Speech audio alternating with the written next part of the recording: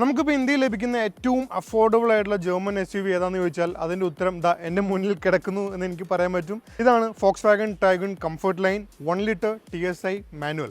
Volkswagen Tiguanന്റെ base മോഡലായ ഈ ഒരു കംഫർട്ട് ലൈൻ വേരിയൻറ്റിൻ്റെ എക്സ്-ഷോറൂം പ്രൈസ് ഏകദേശം ഒരു 11,60 വരുന്നത്.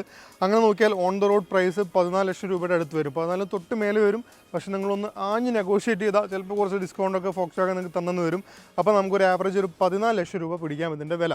ഒരു ജർമ്മൻ SUV അല്ലെങ്കിൽ ഒരു ജർമ്മൻ വാഹനം വാങ്ങിക്കുക എന്ന് പറയുന്നത് ഒരുപാട് പേർക്ക് പാഷനാണ്.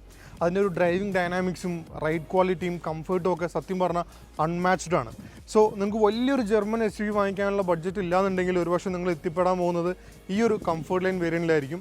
ആൻഡ് ഈ ഒരു വേരിയൻറ്റ് വാങ്ങിച്ചാൽ ഒരു എക്സ്പീരിയൻസ് എന്താണെന്ന് നമുക്ക് നോക്കാം. Let's start with the exteriors. So ഇതിൻ്റെ ഫ്രണ്ട് എൻഡ് നോക്കിക്കഴിഞ്ഞാൽ ഒരു ഒറ്റ നോട്ടത്തിൽ ഇതൊരു ബേസ് മോഡലാണെന്ന് സത്യം പറഞ്ഞാൽ നമുക്ക് പറയാൻ പറ്റില്ല.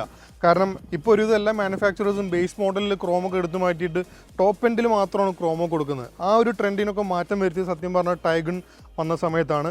ഇതിലുള്ള എല്ലാ ക്രോം എലിമെൻറ്റ്സ് അത് ഫുൾ ഓപ്ഷൻ ആണെങ്കിലും കംഫർട്ട് ലൈൻ ആണെങ്കിലും അതേപോലെ തന്നെ അവർ കീപ്പ് ചെയ്തിട്ടുണ്ട്. 1-2 ചെറിയ മാറ്റങ്ങളുള്ളൂ. അത് ഒന്നാമത്തേത് ഹെഡ്ലൈറ്റ്സ് ആണ്. നമുക്കിവിടെ ഹാലജൻ ഹെഡ്ലാമ്പ്സ് ആണ് കിട്ടുന്നത്.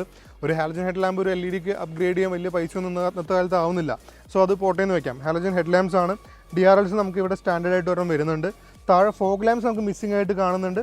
ഇത്രയൊക്കെ തന്നെയാണ് ഫ്രണ്ടിൽ നമുക്ക് മാറ്റങ്ങൾ വരുന്നുള്ളൂ. സൈഡിലോട്ട് വരുമ്പോഴാണ് പിന്നെയും നിങ്ങൾക്ക് തോന്നുക ഓക്കെ ഇതൊരു ബേസ് മോഡൽ വാഹനമാണ് നമുക്ക് തോന്നുന്നത്. അതിൽ പ്രധാന കാരണം നമുക്കിവിടെ അലോയ് വീൽസ് മിസ്സിംഗ് ആണെന്നുള്ളതാണ്. നമുക്കിവിടെ ഒരു വീൽ കവേഴ്സാണ് കിട്ടുന്നത്. 16 ഇഞ്ചിൻ്റെ റിംസ് ആണ്. ഈവൻ ഇതിന് തൊട്ട് മേലത്തെ മോഡലായ ഹൈലൈനിൽ നോക്കിയാലും 16 ഇഞ്ച് അലോയ് വീൽസ് തന്നെയാണ്. സൈസിൽ മാറ്റമില്ല. ഏറ്റവും ടോപ്പ് വേരിയൻ്റായ ടോപ്പ് ലൈനിലും GTയിൽ മാത്രമാണ് നിങ്ങൾക്ക് 17 ഇഞ്ചിൻ്റെ അലോയ് വീൽസ് കിട്ടുന്നുള്ളൂ. സോ സൈസ് വെച്ച് സെയിം ആണ്. ഒരുപക്ഷെ നിങ്ങൾക്ക് ഇതിൻ്റെ തൊട്ട് മേലത്തെ മോഡലിൻ്റെ അലോയ് വീൽസിലോട്ട് അപ്ഗ്രേഡ് ചെയ്യണമെന്നുണ്ടെങ്കിൽ അത് Volkswagen ഷോറൂമിൽ അവർ ഈസി ആയിട്ട് ചെയ്തു തരുന്നതാണ്. പിന്നെ സൈഡിൽ വലിയ മാറ്റങ്ങളൊന്നുമില്ല. ഏറ്റവും ടോപ്പ് വേരിയൻറ്റ് നോക്കിക്കഴിഞ്ഞാൽ ഇവിടെ GT എന്നുള്ളൊരു ബാഡ്ജിങ് വരുന്നല്ലാതെ വലിയ മാറ്റങ്ങളൊന്നും ആക്ച്വലി സത്യം പറഞ്ഞാൽ ഇല്ല. ഇൻഡിക്കേറ്റേഴ്സ് നമുക്ക് ORVM മൗണ്ടഡ് ആയിട്ട് തന്നെ കൊടുത്തിട്ടുണ്ട്. That is as same as the top line model. പിന്നെ ഒരു മാറ്റം ഇവിടെ ഒരു ക്രോം ലൈൻ വരുന്നില്ല എന്നുള്ളതാണ്. ഞാൻ ക്രോമിൻ്റെ വലിയ ആരാധകനൊന്നുമല്ല. സോ എനിക്ക് ആ കാര്യത്തിൽ യാതൊരു പരാതിയില്ല. പരാതിയില്ലാത്ത മറ്റൊരു കാര്യം ഇതിൻ്റെ ഡോർ ഹാൻഡിലും ഒരു ക്രോം ലൈൻ ഇല്ല എന്നുള്ളതാണ്. അതൊന്നും എനിക്ക് യാതൊരു പ്രശ്നമില്ല. ക്രോം എനിക്ക് സത്യം പറഞ്ഞാൽ ഇഷ്ടമില്ലാത്ത കാര്യമാണ്. ഇതിൻ്റെ ഫ്രണ്ടിലെ ക്രോമും കൂടി എടുത്ത് കളയുന്നുണ്ടെങ്കിൽ അത്രത്തോളം ഹാപ്പി ആയേനെ. എന്തൊക്കെയായാലും ഇനി നോക്കുമ്പോൾ നമുക്ക് കാണാൻ പറ്റും റൂഫ് റെയിൽസ് അതുപോലെ തന്നെ കീപ്പ് ചെയ്തിട്ടുണ്ട്. റൂഫ് റെയിൽസ് ഒന്നും സ്കിപ്പ് ചെയ്തിട്ടില്ല. ആകെ ഒരു മാറ്റം അത് ഫുൾ ബ്ലാക്ക് കളറാണെന്നുള്ളൂ. ഏറ്റവും ടോപ്പ് വേരിയൻറ്റിലോട്ട് പോകുമ്പോൾ ഇതിൽ ചെറിയൊരു സിൽവർ കളർ ഇൻസേർട്ടും കൂടി നമുക്ക് ലഭിക്കുന്നതാണ്. സൺറൂഫ് നമുക്ക് എന്തായാലും കിട്ടില്ല, ബേസ് മോഡലാണല്ലോ. പിന്നെ ബാക്കിലോട്ട് വരുമ്പോൾ നമുക്ക് വേറെ ചേഞ്ചസ് ഒന്നും അങ്ങനെ കാണാൻ ഇല്ല. ടു ബി ഓണസ്റ്റ് വലിയ മാറ്റങ്ങളൊന്നും തന്നെ ഇല്ല except for the alloy wheels. നമ്മൾ ബാക്കിലോട്ട് മൂവ് ചെയ്യുന്നതിന് മുന്നേ ഞാനിപ്പോൾ ശ്രദ്ധിച്ചൊരു കാര്യമാണ് ഇതിൻ്റെ ഗ്ലാസ് ആക്ച്വലി ടിൻറ്റഡ് ആണ്. പല മോഡൽസിൻ്റെയും ടോപ്പ് വേരിയൻറ്റിൽ പോലും നമുക്ക് ലഭിക്കാത്തൊരു ഫീച്ചറാണ് ടിൻറ്റഡ് ഗ്ലാസ് എന്ന് പറയുന്നത്. ഈ സമയത്ത് നമ്മുടെ കേരളത്തിലൊക്കെ ചൂടിങ്ങനെ കൂടി വരികയാണ്. അടുത്ത മാസം അല്ലെങ്കിൽ ഏപ്രിലൊക്കെ ആയി കഴിഞ്ഞാൽ ഒരു രക്ഷ ഉണ്ടാവില്ല. ആ സമയത്ത് ഇത് കുറച്ചെങ്കിലും ഒരു ആശ്വാസം നമുക്ക് തരുന്നുള്ളത് വലിയ കാര്യമാണ്. ആൻഡ് ഇത് ബേസ് മോഡലിൽ തന്നെ നമുക്ക് ലഭിക്കേണ്ടതെന്നുള്ളത് actually it's a very welcome change. ഇനി റിയറിലോട്ട് വരുമ്പോൾ നമുക്ക് കാണാൻ പറ്റും ആ സ്പോയിലർ അതുപോലെ തന്നെ കൊടുത്തിട്ടുണ്ട്. ഒരു ആൻറ്റിന കാണാൻ പറ്റും. അതൊരു നോർമൽ ഏരിയൽ ടൈപ്പാണ്. ഷാർക്ക് ഫിനൊന്നും കിട്ടുന്നില്ല. പക്ഷേ അറ്റ്ലീസ്റ്റ് ആൻറ്റിനെങ്കിലും ഉണ്ടല്ലോ. ഈ അടുത്ത് നമ്മൾ ചെയ്ത വേറൊരു ബേസ് മോഡൽ വണ്ടിയിൽ ആൻറ്റിന പോലും ഉണ്ടായിരുന്നില്ല. ബിക്കോസ് അതിൻ്റെ ഉള്ളിൽ ഇൻഫോർടൈൻമെൻറ്റ് പോലും ഉണ്ടായിരുന്നില്ല. ഇത് ആൻറ്റിന ഉള്ളതുകൊണ്ട് നമുക്ക് ഉള്ളിൽ ഉണ്ടാവുമെന്ന് വിചാരിക്കുക അല്ലേ. അത് നമുക്ക് പിന്നീട് കാണാം. പക്ഷേ ബാക്ക് എൻഡിൻ്റെ ഒരു ഓവറോൾ ലുക്ക് നിങ്ങൾ നോക്കുമ്പോൾ ആക്ച്വലി ഒരു ഫുൾ ഓപ്ഷൻ മോഡൽ അല്ലെങ്കിൽ ഇതിൻ്റെ തൊട്ട് മേലത്തെ മോഡലായിട്ട് വലിയ മാറ്റമൊന്നുമില്ല. എൻ്റെ തൊട്ട് സൈഡിൽ കിടക്കുന്നുണ്ട് ഇതിൻ്റെ മേലെ കാണുന്ന ഹൈലൈൻ എന്നുള്ള മോഡൽ.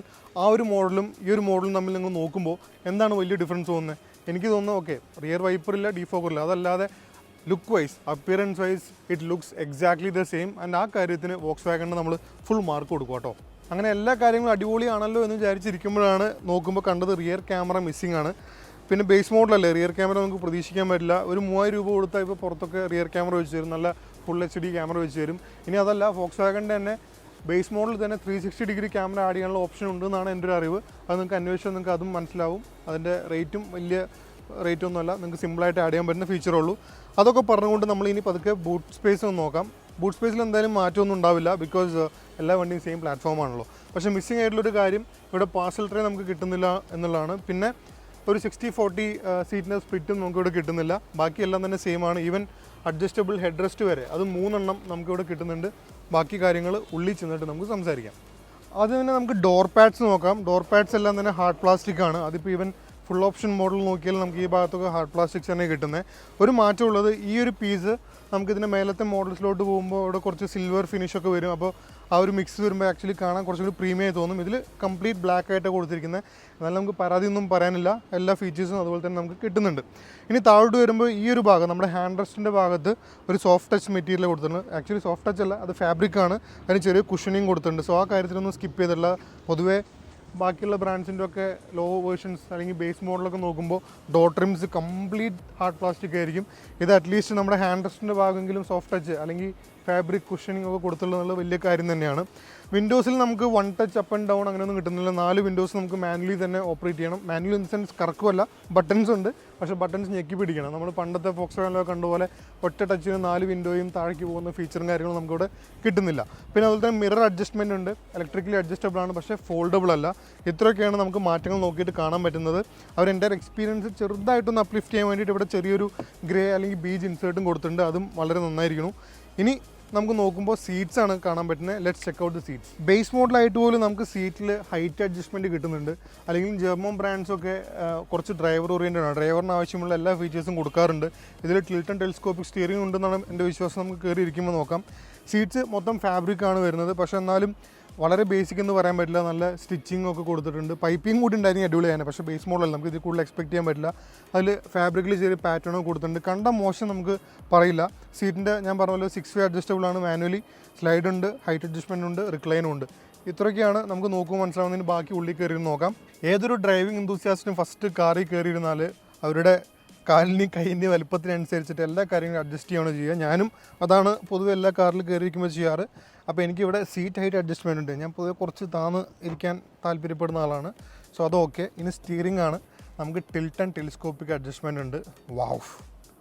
ഇപ്പോൾ എനിക്ക് പെഡൽസും നല്ല റീച്ച് കിട്ടുന്നുണ്ട്, ഹൈറ്റും കറക്റ്റാണ്, ഈവൻ സ്റ്റിയറിങ്ങിനുള്ള റീച്ചും കറക്റ്റാണ്. ഞാൻ ആദ്യമായിട്ട് കേട്ടോ ടൈഗറിൻ്റെ ബേസ് മോഡലിൽ കയറിയിരിക്കുന്നത്. ഞാൻ ഇതുവരെ ഓടിച്ചിട്ടുള്ളത് അപ് ടു ഹൈലൈൻ വരെ ഓടിച്ചിട്ടുണ്ട്. ടോപ്പ് ലൈൻ, GT, ഹൈലൈൻ എല്ലാം ഓടിച്ചിട്ടുണ്ട്. കംഫർട്ട് ലൈനിൽ ഞാൻ ആദ്യമായിട്ട് കയറിയിരിക്കുന്നത്. I am really surprised. ഇനി സ്റ്റിയറിംഗ് വീൽ നോക്കിക്കഴിഞ്ഞാൽ ആ ഒരു ഡ്യുവൽ ഫിനിഷിൽ തന്നെ കൊടുത്തിട്ടുള്ളത്. ഫുൾ ബ്ലാക്ക് ഒക്കെ ആയിരുന്നുണ്ടെങ്കിൽ ഞാൻ ചിലപ്പോൾ കുറച്ച് ഡിസപ്പോയിൻറ്റഡ് ആയതിനെ. സ്റ്റിയറിംഗ് വീലിൻ്റെ ഫിനിഷ് അതുപോലെ തന്നെ കൊടുത്തിട്ടുണ്ട്. ആൻഡ് ലെതർ ഇൻസേർട്ടൊന്നും ഇല്ലാന്നുണ്ടെങ്കിലും സോഫ്റ്റ് ടച്ച് പ്ലാസ്റ്റിക്കാണ് കൊടുത്തിട്ടുള്ളത്. സോ ആ ഒരു കുഷൻ ഫീൽ നമുക്ക് കിട്ടും. സ്റ്റിയറിംഗ് നമുക്ക് കറക്റ്റ് ഫീൽ ചെയ്യാൻ പറ്റും. ആൻഡ് എല്ലാവിധ ബട്ടൺസും അതുപോലെ തന്നെ കൊടുത്തിട്ടുണ്ട്. ലെഫ്റ്റ് സൈഡിൽ നമുക്ക് ഇൻഫോർടൈൻമെൻറ്റ് സ്ക്രീനിൻ്റെ അഡ്ജസ്റ്റ്മെൻറ്റ്സ് വരുന്നുണ്ട്. ഞാൻ പറഞ്ഞു ഇൻഫോർടൈൻമെൻറ്റ് സ്ക്രീന് നമുക്ക് കിട്ടുന്നുണ്ട്. ആൻഡ് റൈറ്റ് സൈഡിൽ നമുക്ക് ഇവിടെ ഒരു MFD ഡിസ്പ്ലേ വരുന്നുണ്ട്. അത് നോർമൽ LCD ഡിസ്പ്ലേ ആണ്. അതിൻ്റെ അഡ്ജസ്റ്റ്മെൻറ്റ്സും വരുന്നുണ്ട്. പിന്നെ ഡയൽസ് നോക്കിക്കഴിഞ്ഞാൽ നമ്മുടെ പഴയ അനലോഗ് ഡയൽസ് ആണ്, പഴയ style. I am a fan of analogue dials. And ഫോക്സ്വാഗണും സ്കോഡയും ചെയ്യുന്ന പോലെ അനലോഗ് ഡയൽസ് ആരും ചെയ്യാറില്ല എന്നാണ് എൻ്റെ അഭിപ്രായം. And I really love looking at analogue dials. അപ്പോൾ ആ കാര്യത്തിലും എനിക്ക് യാതൊരു പരാതിയും പറയാനില്ല from a point of driving enthusiast. ഇനി സീറ്റ്സിൻ്റെ കംഫർട്ട് നോക്കിക്കഴിഞ്ഞാൽ അതും അടിപൊളിയാണ്. ആക്ച്വലി ഫാബ്രിക് സീറ്റ്സ് ആണ് ഏറ്റവും സൂപ്പർ. ഈവൻ ലെതർ സീറ്റ്സിനെക്കാട്ടിലും കംഫർട്ട് തരുന്നത് ഫാബ്രിക് സീറ്റ്സ് ആണ്. വെരി അൺപോപ്പുലർ ആയിട്ടുള്ള ഒപ്പീനിയനാണ്, വെരി അണ്ടർ റേറ്റഡ് ആണ് ഫാബ്രിക് സീറ്റ്സ്. പക്ഷേ ദാറ്റ് ഈസ് ദ ട്രൂത്ത്. നിങ്ങൾക്ക് ഇരുന്ന് കഴിഞ്ഞാൽ നിങ്ങൾക്ക് മനസ്സിലാവും. ആൻഡ് ഇത് ബേസ് മോഡലായതുകൊണ്ട് തന്നെ വെന്റിലേറ്റഡ് സീറ്റ്സ് ഒന്നും വരുന്നില്ല. അതുകൊണ്ട് തന്നെ ഫാബ്രിക് സീറ്റ് ഉള്ളതാണ് എപ്പോഴും നമുക്ക് നല്ലത്. എനിക്കിതിൽ ഇഷ്ടപ്പെട്ട മറ്റൊരു കാര്യം ഇവിടെ ആംറസ്റ്റും അതുപോലെ തന്നെ കീപ്പ് ചെയ്തിട്ടുണ്ടെന്നുള്ളതാണ്. പൊതുവെ മാനുഫാക്ചറേഴ്സൊക്കെ ബേസ് മോഡലാകുമ്പോൾ ആംറസ്റ്റാണ് ആദ്യം എടുത്ത് കളയുന്ന സാധനം. പക്ഷേ ഇത് അവിടെ അങ്ങനെ തന്നെ ഇരിപ്പുണ്ട്. സോ നിങ്ങളുടെ ഡ്രൈവിംഗ് പൊസിഷൻ, ഡ്രൈവിംഗ് കംഫർട്ടൊന്നും ഒരിക്കലും ഇവിടെ കോംപ്രമൈസ്ഡ് അല്ല. ഇനി നമ്മൾ പതുക്കെ സെൻറ്റർ കൺസോൾ നോക്കുകയാണെന്നുണ്ടെങ്കിൽ ഇവിടെ 2 കപ്പ് ഹോൾഡർ നമുക്ക് കാണാൻ പറ്റും. ഇവിടെ ചെറിയ നിക്നാക്സ് ഒക്കെ വെക്കാൻ വേണ്ടി ചെറിയൊരു സ്റ്റോറേജ് ഉണ്ട്. ആൻഡ് മാനുവൽ ഗിയർ ബോക്സ് ആണ്. അതിൻ്റെ ഫിനിഷിൽ യാതൊരു മാറ്റമില്ല. പൊതുവേ base model manual gearbox നമുക്ക് നോക്കുമ്പോൾ കംപ്ലീറ്റ്ലി റബ്ബറി ആയിട്ടുള്ള ടെക്സ്ചർ ആയിരിക്കും. പക്ഷേ ഇവിടെ ഒരു ഗ്ലോസ് ബ്ലാക്ക് ഇൻസേർട്ട് വന്നിട്ടുണ്ട് ടു എലിവേറ്റ് ദാറ്റ് എക്സ്പീരിയൻസ്. ആ കാര്യമൊക്കെ എനിക്ക് വളരെയധികം ഇഷ്ടമായി. ഇത് പൊതുവേ വയർലെസ് ചാർജർ വരുന്ന ഒരു സ്പേസ് ആണ്. പക്ഷേ അവിടെ ഇപ്രാവശ്യം വയർലെസ് ചാർജർ ഇല്ല, ബേസ് മോഡലാണല്ലോ. പക്ഷേ അവിടെ റബ്ബർ ഇൻസേർട്ട് കൊടുത്തിട്ടുണ്ട്. സോ നിങ്ങളുടെ ഫോണൊക്കെ വെച്ചാൽ തന്നെ അതിൽ സ്ക്രാച്ചസും കാര്യങ്ങളൊന്നും ഇല്ലാതെ അവിടെ നമുക്ക് ഇരുന്നോളും. ഇതിൻ്റെ തൊട്ട് മേലത്തെ മോഡലായ ഹൈലൈനിൽ പോയാൽ നമുക്ക് ഓട്ടോമാറ്റിക് ക്ലൈമറ്റ് കൺട്രോൾ കിട്ടേണ്ടതാണ്. പക്ഷേ ഇതിൽ നമുക്ക് മാനുവലൈസേഷൻ കൊടുത്തിട്ടുള്ളത്. ഒരു TPMS കൊടുത്തിട്ടുണ്ട്. അത് കറക്റ്റ് നമുക്ക് വാല്യൂ ഒന്നും കാണിക്കില്ല. പക്ഷേ ഏതെങ്കിലും ടയറിൽ പ്രഷർ ലോസ് ആയി കഴിഞ്ഞാൽ നമുക്കത് കാണിച്ചു തരും. ഇവിടെ ഒരു ചെറിയൊരു ഐക്കൺ വെച്ച് നമുക്ക് കാണിച്ചു തരും. So we can check out. നമുക്ക് പോയി ചെക്ക് ചെയ്യാം 4 ടയറും. അപ്പോൾ നമുക്ക് മനസ്സിലാവും. സോ TPMS ഉണ്ടോ എന്ന് ചോദിച്ചാൽ ഓക്കെ ഉണ്ട്. പിന്നെ അതുപോലെ തന്നെ ഓട്ടോ സ്റ്റാർട്ട് സ്റ്റോപ്പ് ഫീച്ചർ ഉണ്ട്. നമുക്ക് ട്രാക്ഷൻ കൺട്രോളും ഈ ഒരു ട്രാക്ഷൻ കൺട്രോളിൽ ആക്ച്വലി ESP ആണ്. സോ ESP നമുക്ക് ഈ ബേസ് മോഡലോട്ട് തന്നെ ഫോക്സ്വാഗൺ തരുന്നുണ്ട്. അതിൻ്റെ മേലെ വരുമ്പോഴാണ് ഒരു അത്യാവശ്യം ഡീസൻറ്റ് സൈസിലുള്ള ടച്ച് സ്ക്രീൻ നമുക്ക് കിട്ടുന്നുണ്ട്. അതിൽ വയേർഡായിട്ട് ഇവിടെ USB സ്ലോട്ട് നിങ്ങൾക്ക് കാണാമല്ലോ അല്ലേ, വയേർഡായിട്ട് നമുക്ക് ആൻഡ്രോയിഡ് ഓട്ടോയും ആപ്പിൾ കാർപ്ലേ നമുക്ക് കിട്ടുന്നുണ്ട് ബേസ് മോഡലിലോട്ട്. ആ കാര്യത്തിലും ഞാൻ ആക്ച്വലി സർപ്രൈസ്ഡ് ആണ്. ഒരുപാട് ഫങ്ഷൻസ് ഉള്ള സ്ക്രീനൊന്നുമല്ല, എന്നാലും നമുക്ക് വേണ്ട കാര്യങ്ങളൊക്കെ അവിടെ ഉണ്ട്. ഒന്നും വേണ്ട, ആൻഡ്രോയിഡ് ഓട്ടോ ഉണ്ടെങ്കിൽ തന്നെ നമുക്ക് എല്ലാ കാര്യങ്ങളും അതിൽ നടന്നു പോകുക എന്നുള്ളത് വലിയൊരു കാര്യം തന്നെയാണ്. ഇനി ഓവറോൾ ഡാഷ്ബോർഡിൻ്റെ ഒരു ഫിനിഷ് നോക്കിക്കഴിഞ്ഞാൽ മൊത്തം ഒരു ഹാർഡ് പ്ലാസ്റ്റിക് ഫീൽ തന്നെയാണ്. ഈ ഡാഷ്ബോർഡ് ടോപ്പ് പോർഷൻ കംപ്ലീറ്റ്ലി ബ്ലാക്കിൽ തന്നെ തീർത്തിട്ടുള്ളത്. അതിൻ്റെ ഇടയിൽ വേറെ കളേഴ്സ് വെച്ചിട്ട് മാച്ചിങ്ങോ അങ്ങനെ കാര്യങ്ങളൊന്നുമില്ല. പക്ഷെ എന്നാലും മോശമൊന്നുമില്ല. ഇവിടെ ചെറിയൊരു പാറ്റേൺ നമുക്ക് കൊടുത്തിട്ടുണ്ട്. അത് വലിയൊരു ഡിസൈൻ എലമെൻ്റ് ഒന്നും എനിക്ക് പറയാൻ പറ്റില്ല. എന്നാൽ പോലും ആ ഒരു ഓവറോൾ എക്സ്പാൻസ് ഓഫ് ബ്ലാക്ക് നമുക്ക് അവിടെ ബ്രേക്ക് ചെയ്യാൻ ഇത് ആക്ച്വലി ഹെൽപ്പ് ചെയ്യുന്നുണ്ട്. അതുപോലെ തന്നെ ഡാഷ്ബോർഡിൻ്റെ ബോട്ടം പോർഷൻ ഒരു ഗ്രേ കളർ അല്ലെങ്കിൽ വൈറ്റ് കളറിലാണ് അവർ തീർത്തിട്ടുള്ളത്. അതും നല്ലൊരു കാര്യം തന്നെ. ഓവറോൾ നോക്കിക്കഴിഞ്ഞാൽ what are you missing out എന്ന് ചോദിച്ചു കഴിഞ്ഞാൽ വലിയ ഫീച്ചേഴ്സ് മാത്രമാണ് മിസ് ഔട്ട് ചെയ്യുന്നത്. For example sunroof, automatic climate control, ventilated seats, അങ്ങനത്തെ കാര്യങ്ങളൊക്കെയാണ് നിങ്ങൾ ആക്ച്വലി മിസ് ഔട്ട് ചെയ്യുന്നുള്ളൂ. നിങ്ങൾക്ക് വേണ്ട ബേസിക് ആയിട്ടുള്ള എല്ലാ കാര്യങ്ങളും തന്നെ ഫോക്സ്വാഗൺ ടൈഗറിൻ്റെ ബേസ് മോഡലിലോട്ട് നിങ്ങൾക്ക് കിട്ടും.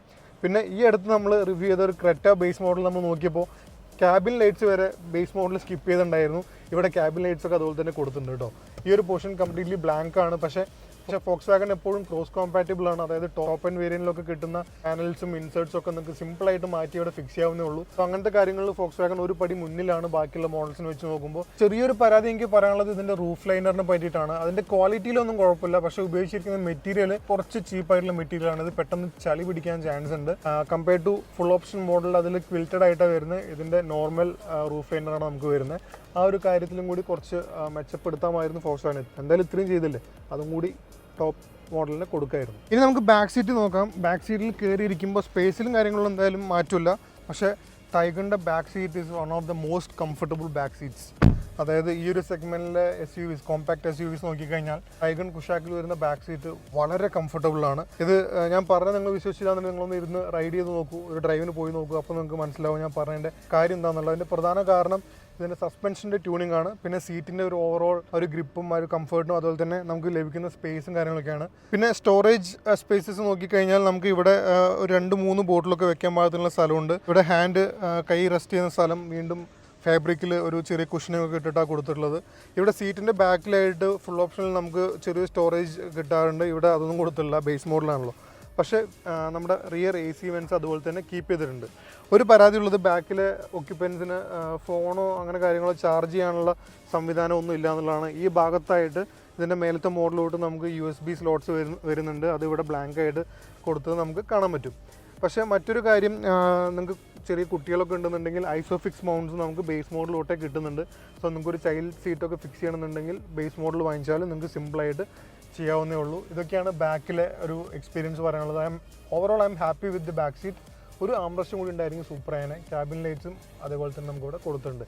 LED ലൈറ്റ്സ് ആണ് അതിൽ കൊടുത്തിട്ടുള്ളത്. സോ ഒരു കംഫർട്ട് ലൈനിൻ്റെ ഒരു ഓവറോൾ എക്സ്പീരിയൻസ് നോക്കുമ്പോൾ എന്തൊക്കെയാണ് നിങ്ങൾ മിസ് ഔട്ട് ചെയ്യുന്നത് ചോദിച്ചാൽ, from A drivers point of view വലിയ കാര്യമായിട്ടൊന്നും നമുക്ക് മിസ് ഔട്ട് ചെയ്യുന്നില്ല. നിങ്ങൾക്ക് വേണ്ട കാര്യങ്ങളൊക്കെ അവിടെ തന്നെ ഉണ്ട്. പക്ഷേ from A family point of view ഒരു പക്ഷേ കുട്ടികൾക്ക് ഇഷ്ടപ്പെടുന്ന ഫീച്ചേഴ്സാണ് സൺറൂഫ്. കുട്ടികൾക്ക് എപ്പോഴും അതിൽ കൂടെ പുറത്തേക്ക് നോക്കാൻ വലിയ ഇഷ്ടമാണല്ലോ. അത് സജസ്റ്റഡ് അല്ല, നിങ്ങൾ ചെയ്യരുത്. പക്ഷേ കുട്ടികൾ അതൊക്കെയാണ് നോക്കുന്നത്. അതുപോലെ വലിയ ടച്ച് സ്ക്രീൻ അങ്ങനത്തെ കാര്യങ്ങളൊന്നും നമുക്ക് കിട്ടുന്നില്ല. പക്ഷേ from a pure driver's point of view this is a brilliant car. Because ഇതിൽ ആ 1 litre engine is a gem of an engine and 6 speed manual transmission നമുക്ക് കിട്ടുന്നുണ്ട്. അതും അടിപൊളിയാണ്. 115 PS പവറും 178 Nm ടോർക്കും നിങ്ങൾക്ക് ഫുള്ളി എൻജോയ് ചെയ്ത് ഓടിക്കാൻ പറ്റുന്ന വെറും 14 ലക്ഷം രൂപയ്ക്ക് കിട്ടുന്ന Taigun comfort line TSI manual ഒരു അടിപൊളി കാർ തന്നെയാണ്.